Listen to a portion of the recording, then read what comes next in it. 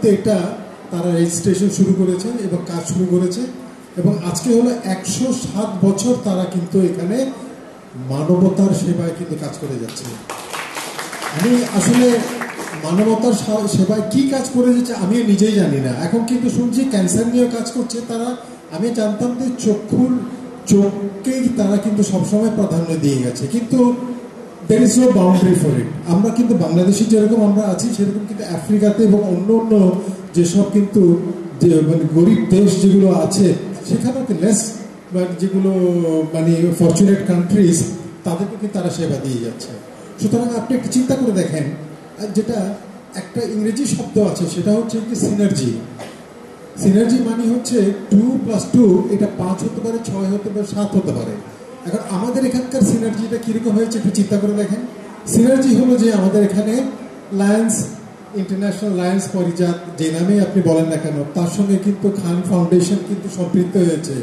তার সঙ্গে কিন্তু এখানে আমাদের পারিজাত দীপিক সম্পৃক্ত হয়েছে, এবং তার সঙ্গে যখন আমাদের মহান এই যে সিরতের যে মাহফিলে যারা কিন্তু এখানকার আছে সবাই সম্পৃক্ত হয়েছে। 2+2 = not 5। এখন কিন্তু 4+++4 এটা কোথায় চলে গেছে সেটা আপনি নিজে বুঝতে পারছেন।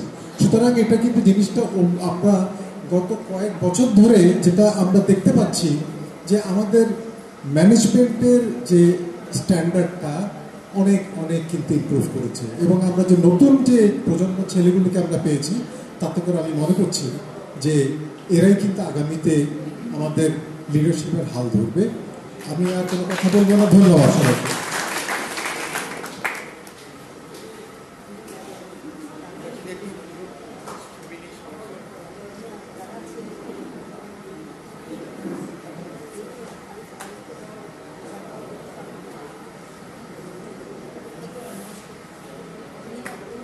মিনাজ ভাই,